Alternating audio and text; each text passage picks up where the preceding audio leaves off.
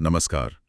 आज हम एक ऐसी होम्योपैथिक रेमेडी के बारे में बात करेंगे जिसका एक सिम्टम सुनकर कोई भी स्टूडेंट उसे कभी नहीं भूल सकता। सोचिए, डायरिया इतना जोरदार, इतना अचानक कि एलन कीनोट्स में उसके लिए शब्द इस्तेमाल हुए, coming out like a shot, मतलब गोली की तरह निकलना। बिल्कुल सही।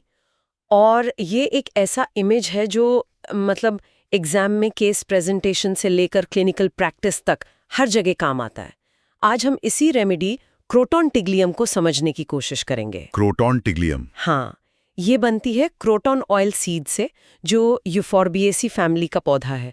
तो आज हमारा मिशन है एलन कीनोट्स के जरिए इस रेमेडी की पर्सनैलिटी को समझना, इसके कोर एक्शन को पकड़ना, ताकि एग्जाम में कोई कंफ्यूजन ना हो। पर्सनैलिटी, ये इंटरेस्टिंग है। तो क्या हम कह सकते हैं कि इसकी पर्सनैलिटी एक्सप्लोसिव है? हर चीज में एक सडननेस, एक फोर्स। एग्जैक्टली, आपने बिल्कुल सही पॉइंट पकड़ा है। इस दवा की पूरी कहानी ही अचानक और जोरदार दबाव की है। शरीर के अंदर जैसे कोई प्रेशर बिल्डअप होता है और फिर वो किसी भी रास्ते से, चाहे वो दस्त हो, त्वचा पर दाने हो या खांसी हो, वो एक विस्फोट की तरह बाहर निकलना चाहता है। हाँ, यही इसकी पहचान है। इसी सेंट्रल थीम को पकड़कर चलेंगे तो सारे सिम्टम्स याद रखना बहुत आसान हो जाएगा। Okay, let's unpack this. तो इस एक्सप्लोसिव नेचर का सबसे बड़ा एग्जाम्पल तो इसके गैस्ट्रोइंटेस्टाइनल सिम्टम्स ही होंगे। हाँ, एलन कीनोट्स इसके डायरिया के बारे में क्या बताते हैं? हाँ, इसका एक्शन स्फीयर में जीआई ट्रैक्ट की म्यूकस मेम्ब्रेन पर ही है। एलन कीनोट्स कहते हैं कि इससे वाटरी डायरिया होता है, पर ये कोई आम दस्त नहीं है। अच्छा, इसका कैरेक्टर समझना बहुत जरूरी है। जैसा आपने शुरू में कहा, coming out like a shot, इसका मतलब है स्टूल एक स्पैज्मोडिक जर्क के साथ, एक झटके के साथ गोली की तरह तेजी से बाहर निकलता है। पेशेंट या उसके घर वाले यही लैंग्वेज यूज करते हैं कि डॉक्टर साहब, प्रेशर बनता है और फिर सब कुछ एक ही बार में गोली की तरह निकल जाता है। और ये सुनते ही क्रोटॉन टिग्लियम दिमाग में आनी चाहिए। बिल्कुल, सबसे पहले Here's where it gets really interesting. इसके ट्रिगर्स क्या हैं? ये इतना वायलेंट डायरिया होता कब है? कोई स्पेसिफिक टाइमिंग? ट्रिगर्स बहुत क्लियर दिए गए हैं और ये एग्जाम पॉइंट ऑफ व्यू से ना बहुत इंपॉर्टेंट है। एलन कीनोट्स में साफ साफ लिखा है, क्या? As soon as patient eats और ड्रिंक्स। जैसे ही मरीज कुछ खाता या पीता है, यहाँ तक कि खाते खाते ही उसे तुरंत स्टूल पास करने की अर्जेंसी हो जाती है। खाते खाते ही? हाँ, स्टूल का रंग पीला और पानी जैसा होता है, उसे लगातार बाउल मूवमेंट की इच्छा बनी रहती है और फिर अचानक से एक सिंगल फोर्सफुल एक्सपल्जन में स्टूल रेक्टम से शूट आउट होता है। ये जो इमिजिएटिटी है, ये जो तुरंत रिएक्शन है, यही इसका की सिम्टम है। वाओ, ये तो बहुत स्पेसिफिक है। मतलब पेट में खाना गया नहीं कि तुरंत बाहर। और एलन कीनोट्स में एक सेंसेशन का भी जिक्र है। दस्त से पहले पेट में कैसा महसूस होता है? हाँ, ये भी बहुत कैरेक्टरिस्टिक है। स्टूल से पहले मरीज को अपनी आंतों में ऐसा महसूस होता है जैसे अंदर पानी भरा हो और कोई उसे हिला रहा हो, छलक रहा हो। छलक रहा हो? हाँ, अ स्वॉशिंग सेंसेशन इन इंटेस्टाइन्स। मरीज इसे ऐसे बता सकता है कि पेट में ऐसा लगता है जैसे पानी की बोतल कोई हिला रहा है। एलन कीनोट्स इसकी तुलना एलो से करते हैं, जिसमें स्टूल से पहले पेट में रंबलिंग या गड़गड़ाहट होती है, जबकि क्रोटॉन में स्वॉशिंग है। ये फाइन डिफरेंस है ना? बिल्कुल। और ये जो शॉर्ट आउट कैरेक्टर है, इसके लिए एलन कीनोट्स में और भी रेमेडी से कंपैरिजन दिया गया है, राइट? हाँ, बिल्कुल। शॉर्ट आउट स्टूल के लिए गैम्बोजिया, ग्रैटियोला, पोडोफिलम और थूजा से कंपेयर करने को कहा गया है। अब देखिए, सब में फोर्सफुल स्टूल है, पर कैरेक्टर अलग है। जैसे पोडोफिलम में भी दस्त प्रोफ्यूज और गशिंग होता है, पर वो अक्सर पेनलेस होता है।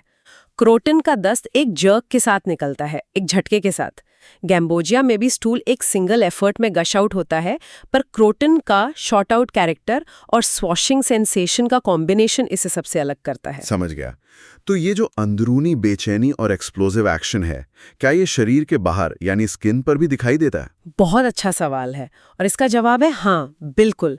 पेट के बाद इसका दूसरा बड़ा एक्शन स्फीयर स्किन ही है, और यहाँ भी हमें वही इंटेंसिटी और एक तरह का पैराडॉक्स देखने को मिलता है। पैराडॉक्स? कैसा पैराडॉक्स? एलन कीनोट्स कहते हैं कि स्किन में इंटेंस इचिंग होती है, बहुत ज्यादा खुजली। ठीक है, इंटेंस इचिंग, लेकिन इसमें विरोधाभास क्या है? पैराडॉक्स ये है कि इचिंग इतनी ज्यादा होती है पर स्किन इतनी टेंडो और सोर होती है कि मरीज स्क्रैच नहीं कर पाता, खुजा नहीं सकता। ये एक बहुत ही पिक्यूलियर कॉम्बिनेशन है। एक मिनट, ये तो बड़ा अजीब है। खुजली इतनी तेज कि बर्दाश्त ना हो लेकिन मरीज खुजा नहीं सकता, तो फिर रिलीफ कैसे मिलता है? What's fascinating here is, Allen's keynotes के अकॉर्डिंग रिलीफ मिलता है जेंटल रबिंग से। जेंटल रबिंग मतलब सहलाने से? हाँ, हल्के हल्के सहलाने से। मरीज खुजा नहीं सकता क्योंकि स्किन बहुत सेंसिटिव है, छूने पर भी दर्द होता है, लेकिन वो उस जगह को बस हल्के हाथ से सहलाता रहता है, उससे उसे आराम मिलता है। स्क्रैचिंग से एग्रेवेशन और जेंटल रबिंग से अमिलियोरेशन? बिल्कुल, ये इसका कीनोट स्किन सिम्टम है। ये एक अक्यूट एक्जिमा डेवलप कर सकता है जो पूरी बॉडी पर फैल जाता है, जिसमें पानी भरे दाने यानी वेसिकुलर रप्शंस होते हैं। वेसिकुलर रप्शंस, इसकी तुलना रसोत से भी की गई है ना? हाँ, रूसोस टाइंट में भी वेसिकुलर रप्शंस और इंटेंस इचिंग होती है, लेकिन रूसोस का पेशेंट रेस्टलेस होता है, उसे हॉट एप्लीकेशन से रिलीफ मिलता है। क्रोटन के में टेंडरनेस की वजह से स्क्रैचिंग इम्पॉसिबल है और रिलीफ जेंटल रबिंग से है। ये की डिफरेंस है जो प्रैक्टिस में बहुत मदद करता है। ये स्किन की सेंसिटिविटी और इंटेंस इचिंग, क्या ये रिप्रोडक्टिव सिस्टम पर भी असर डालती है? हाँ, स्किन का जो जनरल पिक्चर है वही जेनिटल ऑर्गन्स पर भी रिफ्लेक्ट होता है। मेल जेनिटल्स में भी इंटेंस इचिंग होती है, स्क्रोटम पर वेसिकुलर रप्शंस हो सकते हैं, और यहाँ भी वही कीनोट रिपीट होता है। पार्ट्स इतने सेंसिटिव और सोर होते हैं कि स्क्रैचिंग इज इम्पॉसिबल। और फीमेल सिम्टम्स, मैंने पढ़ा है कि नर्सिंग मदर्स के लिए इसका एक बहुत ही स्पेसिफिक सिम्टम है। एग्जैक्टली, ये एक बहुत ही वैल्यूएबल सिम्टम है और वाइवा में अक्सर पूछा जाता है। सिम्टम ये है कि जब भी माँ बच्चे को दूध पिलाती है, मतलब नर्सिंग, तो माँ को निप्पल से लेकर उसी साइड के स्कैप्यूला यानी पीठ में शोल्डर ब्लेड तक, हाँ, शोल्डर ब्लेड तक एक खींचने वाला दर्द, अ ड्रॉइंग पेन महसूस होता है। निप्पल भी बहुत सॉर होता है, छूने पर दर्द होता है। ये सिम्टम इतना यूनिक है कि अगर ये किसी लैक्टेटिंग फीमेल में मिले तो croton tiglium first choice remedy बन जाती है। So what does this all mean for comparison? इस सिम्टम को डिफरेंशिएट करने के लिए कोई और रेमेडी है? If we connect this to the bigger picture, Allen's keynotes में इस सिम्टम के लिए क्रोटॉन टिग्लियम की तुलना सिलिसिया से करने को कहा गया है। सिलिसिया? जी, सिलिशिया में भी नर्सिंग के दौरान निपल से बैक तक दर्द जाता है, लेकिन सिलिशिया में निपल अक्सर क्रैक्ड और अल्सरेटेड होते हैं और पेशेंट चिली होता है।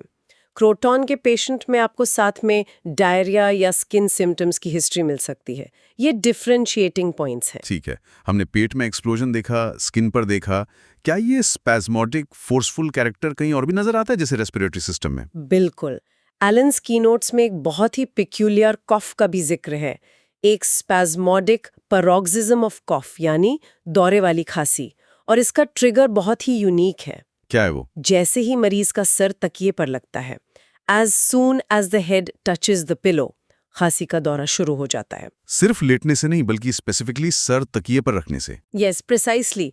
ये इतना वायलेंट होता है कि पेशेंट को सफोकेशन फील होती है, दम घुटने लगता है, उसे फौरन उठकर बैठना पड़ता है, कमरे में घूमना पड़ता है, या कई बार कुर्सी पर बैठकर ही रात गुजारनी पड़ती है। ये भी उसी सडन एक्सप्लोसिव एक्शन का एक और मैनिफेस्टेशन है। बिल्कुल। ठीक है, तो अब तक हमने जो भी सिम्टम्स देखे उनको एक साथ रखकर इसकी मोडालिटीज को समराइज करते हैं। तकलीफें बढ़ती कब कब हैं? एलन्स कीनोट्स में एग्रेवेशन की एक क्लियर लिस्ट है। सबसे पहले डायरिया, जैसा हमने बात की, हर मोशन से, कुछ भी पीने के बाद, खाते समय या बच्चे को दूध पिलाते समय बढ़ता है। ये लीस्ट फूड और ड्रिंक वाली मोडालिटी है। जरा सा भी कुछ पेट में गया और रिएक्शन शुरू। हाँ। दूसरा, सीजन, गर्मियों में, समर में तकलीफें बढ़ती हैं। समर डायरिया के लिए ये एक इम्पॉर्टेंट रेमेडी है। तीसरा, फूड, फल और मिठाइयाँ खाने से एग्रेवेशन होता है। और एलन्स कीनोट्स में कंपैरिजन भी दिया है कि खाते या नर्सिंग के दौरान एग्रेवेशन आर्जेंटम नाइट्रिकम और आर्सेनिकम में भी मिलता है। इन्हें डिफरेंशिएट कैसे करेंगे? देखिए, आर्जेंटम नाइट्रिकम में स्वीट क्रेविंग होती है और खाने के बाद बहुत ज्यादा गैस बनती है। आर्सेनिकम में बर्निंग पेन्स, थोड़ी थोड़ी देर में पानी की प्यास और एक्सट्रीम वीकनेस एंड एंग्जाइटी होती है, जबकि क्रोटन में shot out with a jerk character, swashing sensation और जेंटल रबिंग से स्किन सिम्टम्स में रिलीफ, ये सब इसे डिफरेंशिएट करते हैं। हमेशा रेमेडी की पूरी पिक्चर देखनी पड़ती है। राइट। तो एक क्विक रिवीजन हो जाए कि क्रोटन टिग्लियम को किन मेन रेमेडीज से कंपेयर करना सबसे जरूरी है, एग्जाम्स के लिए? जरूर। For a quick revision in remedies पर फोकस करें। पहला, फोर्सफुल शॉर्ट आउट स्टूल के लिए गेम्बोजिया और पोडोफाइलम से। याद रखें, क्रोटन में जर्क है, पोडो में पेनलेस प्रफ्यूजन है। ओके। दूसरा, इंटेंस इचिंग और एक्जिमा के लिए रूस्टक्स से। मेन डिफरेंस रिलीफ मोडालिटी में है, क्रोटन में जेंटल रबिंग, रूस्टक्स में हॉट एप्लीकेशन। और तीसरा? निपल से बैक तक पेन के लिए नर्सिंग के दौरान सिलिसिया से कंपेयर करें। सिलिसिया में क्रैक्ड निपल्स और चिली पेशेंट पर ध्यान दें। ये 3-4 कंपैरिजन सबसे हाई यील्ड है। बहुत बढ़िया। तो ये थी क्रोटन टिग्लियम की एक डिटेल चर्चा एलन्स कीनोट्स के आधार पर।